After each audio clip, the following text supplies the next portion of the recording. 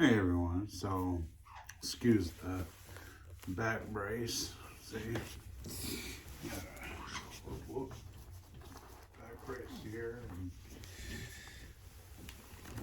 neck brace here. So I'll tell you the quick story behind this. A little dizzy. A lot of different stuff happening. So I had a back surgery in March, and I had been complaining about neck pain, or seemingly a stressed muscle in my back, right? And Parrot's over here. And had set up for back surgery.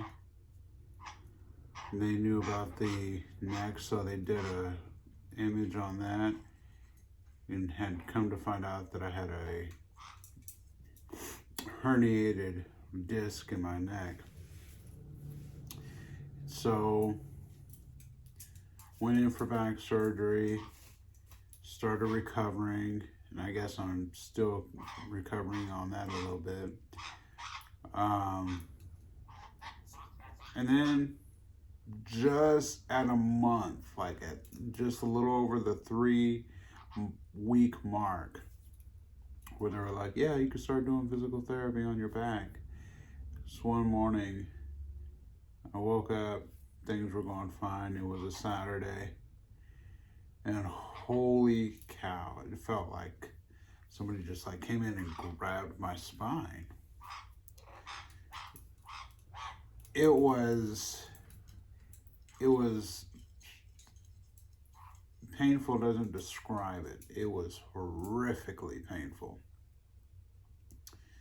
And so anyway, my wife comes home with her mom, hearing me screaming in agony and literally weeping over the pain that I was feeling. So we go to the emergency room, and like most emergency rooms, you know, they check most things out, not everything. And I come home with the medicine they give me, and feeling a little bit better, and I'm able to rest. And I wake up the next morning, which is a Sunday, and I can't feel my legs barely. And I sit up and I go to stand, and pain from here to here on both arms. Horrific. So we end up going back to the hospital, where I ended up having my back surgery. They do some more imaging. They had already had imaging,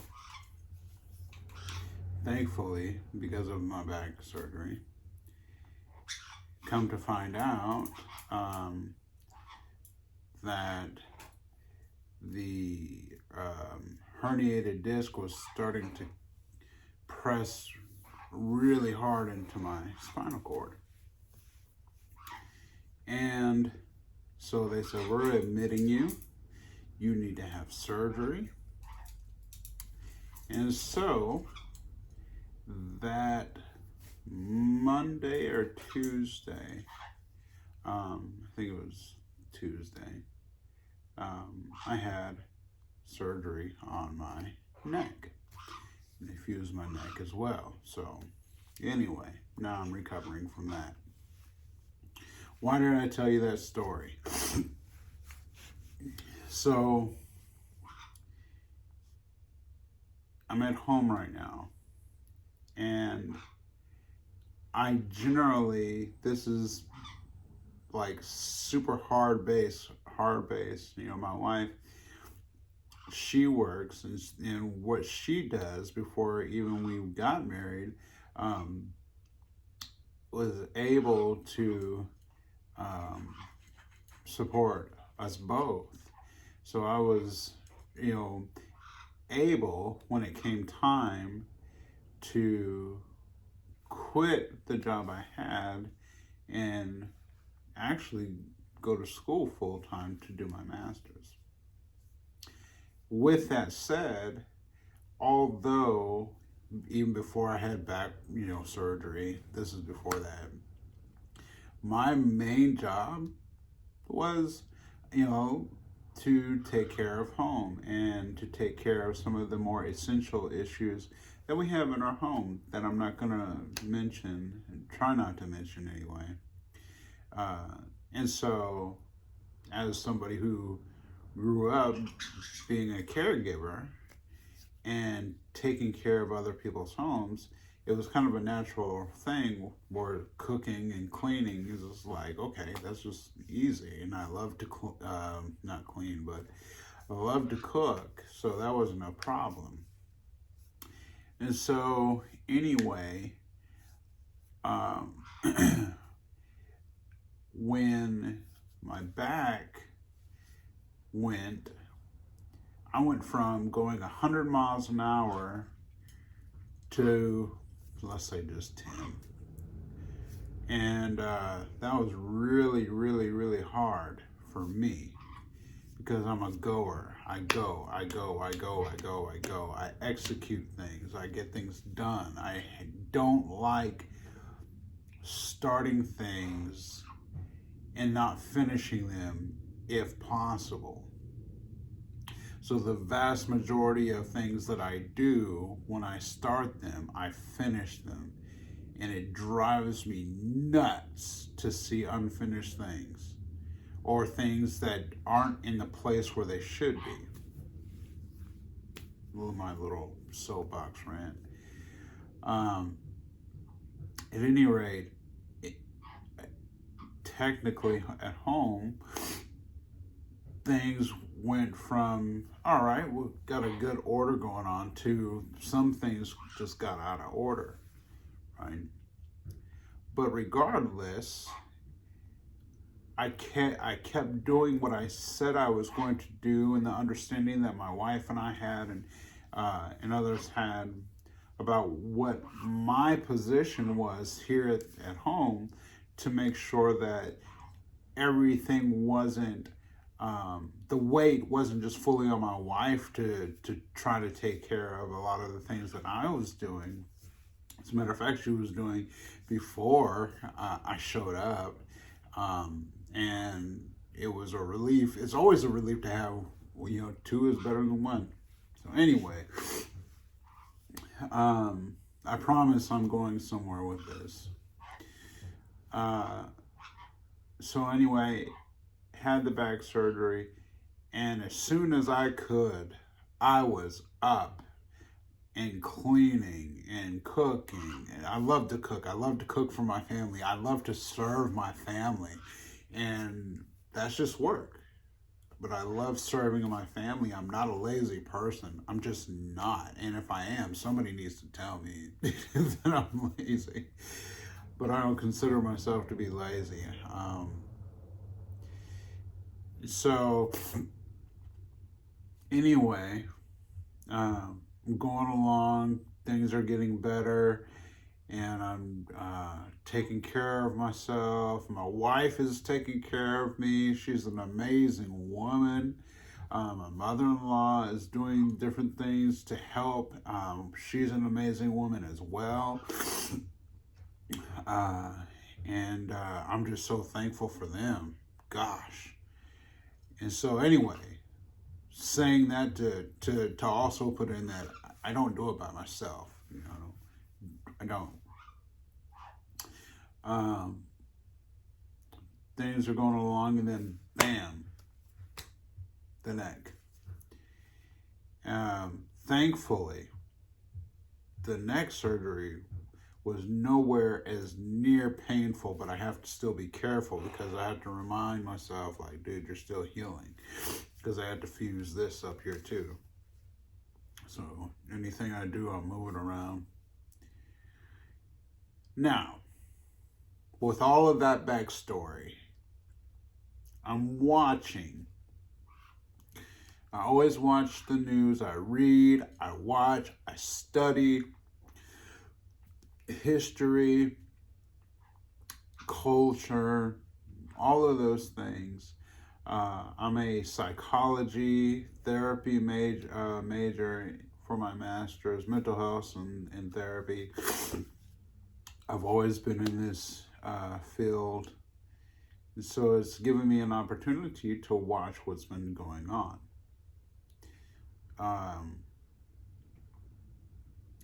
Live in California here, really close to San Francisco. Woo! And it trips me out. Like, you got all these people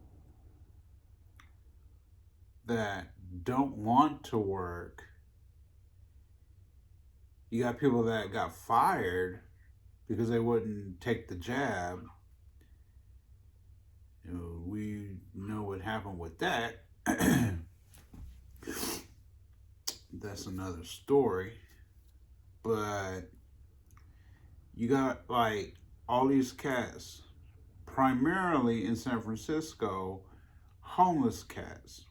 And then you got a handful of black men and women,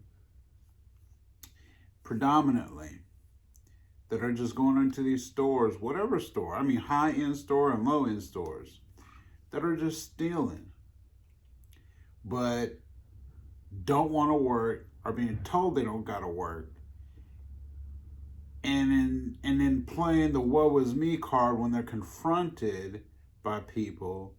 As a matter of fact, being told not to be confronted because they're oppressed, because they can't do for themselves, because society somehow has just become so unfair to them that society and those who have technically more should be happy to allow for these men and women to be thieves and vagrants. And when you are violated, wherever you may be violated, whether that's at your home, your business, or just plain in community, that you should just suck it up, because they're the oppressed, because they're the ones that don't have, and they need more because you have more. And this whole idea of taking from those that have more so that they who have less can have more, that doesn't equal anything but nothing. Nobody has nothing. So here's another story right quick to come to the same point. So some months ago, some friends of mine were moving out of California. They were very wise. And I had been walking for a while because I didn't have a car, so I still needed to get to work. So I'm gonna walk. I'm gonna take the bus, do whatever I need to do to get to where I needed to get to. So my friends, they gave me this really nice bike. It was a stump jumper. I mean, the dude had tricked it out and everything. He was like, "Hey man, do you need a bike?" I was like, "Yeah, I do." He was like, "Here." I mean, like, this bike was like, he said, a $5,000 to $6,000 bike. And so, anyway, I learned a really hard lesson, but I'm gonna tell you the story. So I would keep it on my porch right here, because I was like, okay, locked up, pretty strong, lock, because I'd use it. And so I decided to put security systems up on our home, because these vagrants, these thugs, these thieves, men and women, had been going through the neighborhood and just stealing, porch thieves, right? Porch pirates. And I mean, he was stealing shoes. Dirty shoes are sitting there. Oh, because the people who are oppressed, they need shoes. They can't get no shoes. Man, you better get out of here. Ask. I ain't got no shoes. Can somebody help me with some shoes?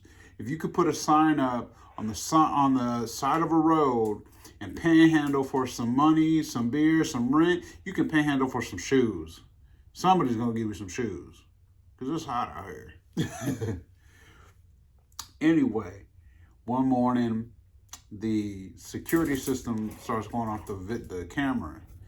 We got a little dog, and the dog would set it off sometimes. And I'm like, oh, it's just a dog. And I heard something outside, and I'm thinking it's the next door neighbor, right? And then I was like, let me look and see what this dog is doing. I look, and there's two thugs walking up on our property, and it had cut the bike chain. I mean, it was like a little thick thing. The dude brought some clippers. They had been staking my stuff out.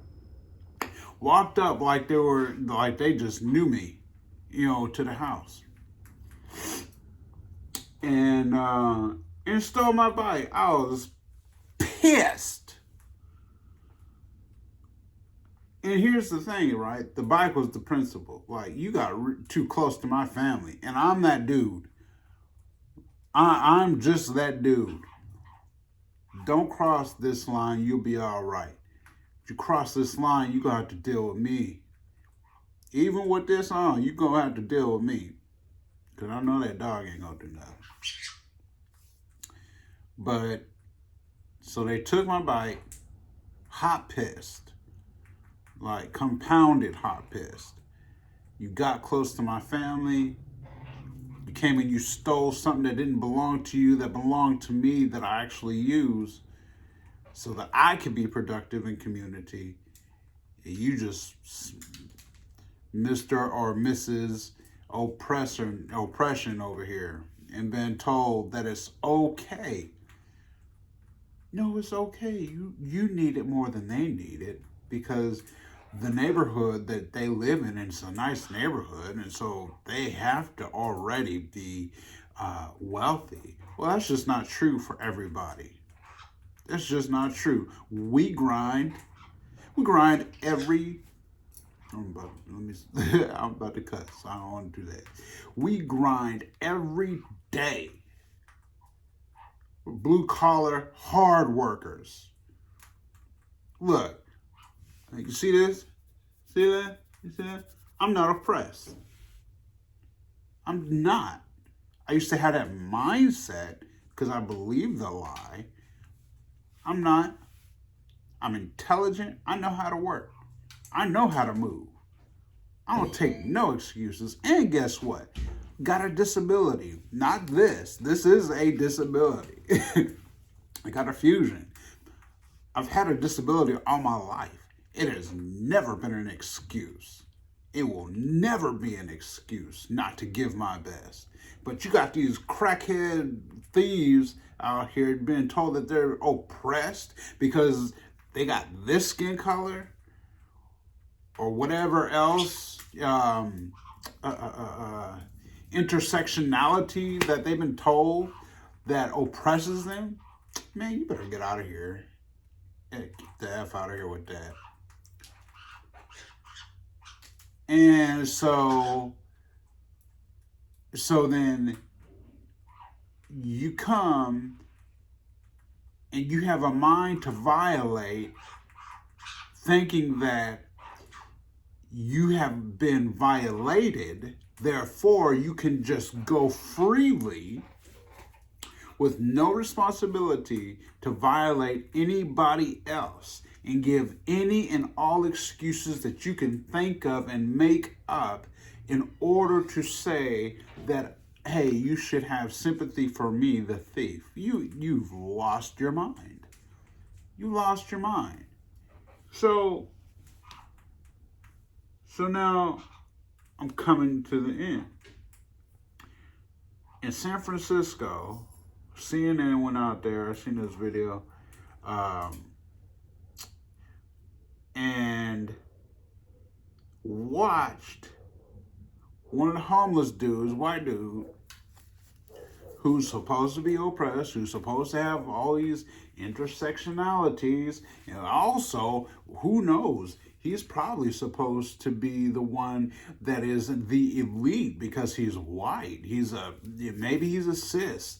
Who I seen his face. Like, there is no woman in the world, even if it was like a woman trying to be a dude, that looks so dudeish. You just can't get away with it.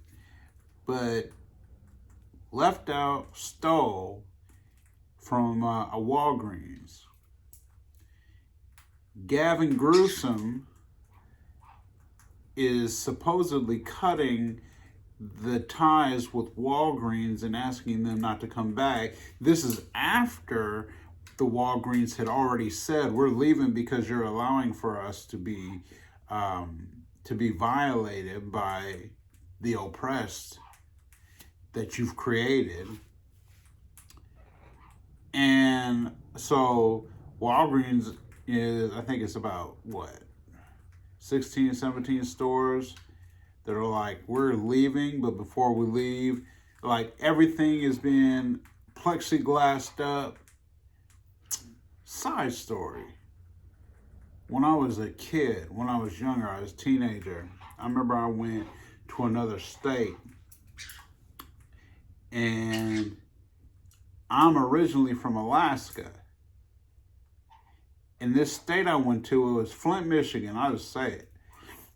I went to Flint, Michigan. Never been there before. I was seeing this woman. And I went to a convenience store. And the convenience store had this plexiglass, like, turntable. And even the banks had the plexiglass. And I was like, what in the world is going on? Like, we don't got this back home, right? But you know what? I know why now. I know why they got that plexiglass there. Because of the oppressed. Because of the thieves, the thugs, the vagrants. And now the illegals. And so that just blew my mind. And that's what you got now. You go into a Walgreens, everything's locked up. I mean, everything. Makeup, soap, toilet paper, like candy, food, frozen. Everything is being locked up. Because they're just coming there and steal. Like, but you know what? Our society has told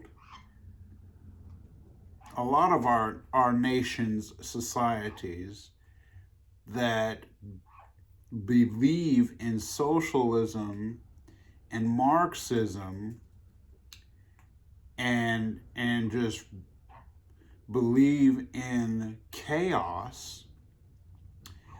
They've allowed this to happen. They wanted this to happen. And you can't tell me otherwise. This is what they wanted. And I used to want the same thing, but I didn't understand the outcome. I didn't understand the consequence. I see it now. Thankfully, I see it now.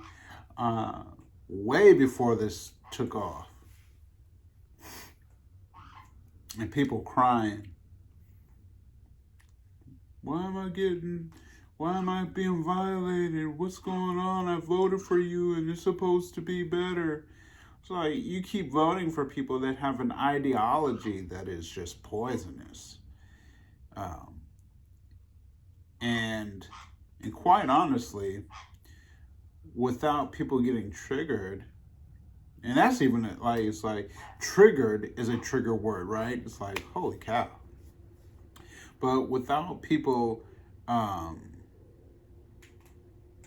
crying about it, just think, this is what you wanted. This is the lie. This is the dream that was sold. And it's not just Democrats. Happens to be Democratic-led cities, but there are Republicans that did the same thing because they're greedy, because they're evil men and women. That's why. I'm pretty much a centrist, so I can say, look, both sides are dirty. Both of them. Because they want the power. They don't want the money. They want the power. They want the influence. It's a psychological sickness. It's a psychosis. That's what it is. Because if you're looking closely, the dollar, one, is losing its value.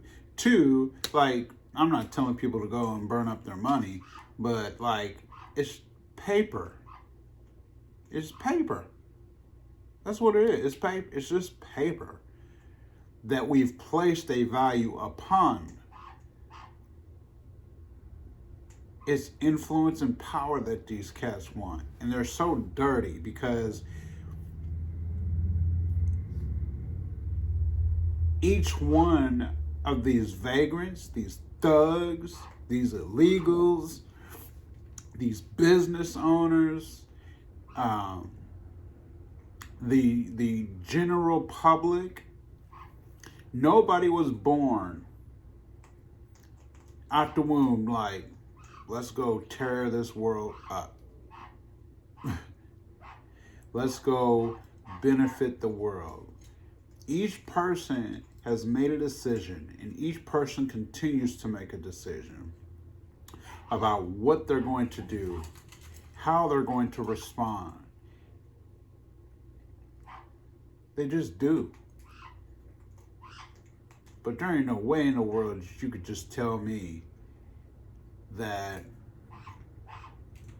this is okay, what's happening. This money trail, this power trip that American leaders are on, including the ones that stay out of the limelight. There's something that's just so much more darker happening. However,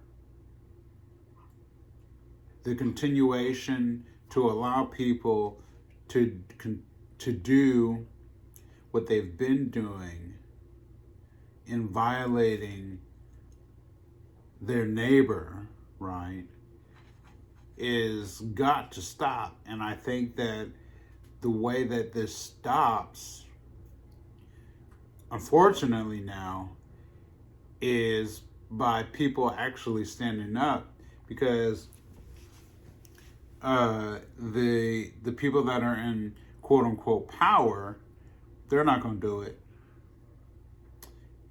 These men that are weak, they're not going to do it. These women that the vast majority can't bear the burden that men are supposed to bear, they're not going to do it. They weren't made to do it. There's another topic in itself. Man, there's so many women I've seen and talked to, a handful of women that are just waking up. Just like this whole oppression, ideology, and people waking up like, hey man, I've been lied to. These women, they're waking up too. Like the feminists, the original and the neo-feminist movement is a lie to these women. And you know what? Men allow for that to happen. Just like women allow for men to be lied to as well. It's all of us. There ain't nobody that is innocent in this. There ain't nobody. but we need to work together. So that means everybody needs to get on track with, nah, we standing up.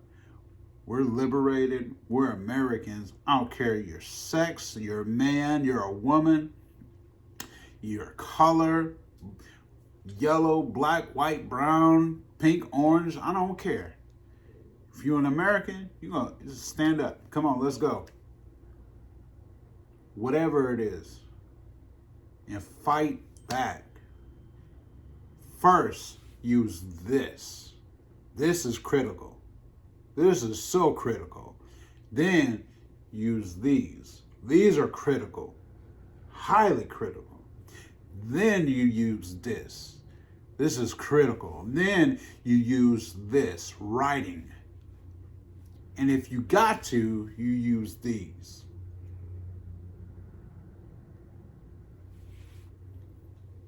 Anyway, I just wanted to get that out, man. You got a disability? No excuses. Most people with a disability don't give excuses, because we've had to work hard all our lives to give our best, not to prove that we're better than someone else, but to just be our best, just like everybody else. I'll be telling my wife that, and be like, nah, she deals with different stuff, and I'm like, no, we're not using that as an excuse. I will be as empathetic and sympathetic. I will listen, but just like me having epilepsy, I'm not going to give an excuse. I'm going to push. I'm going to keep pushing. I'm going to be the best that I can be and become the person that I ought to be. I'm reaching for the sky. I'm going to leave my mark in this world, and it's going to be good.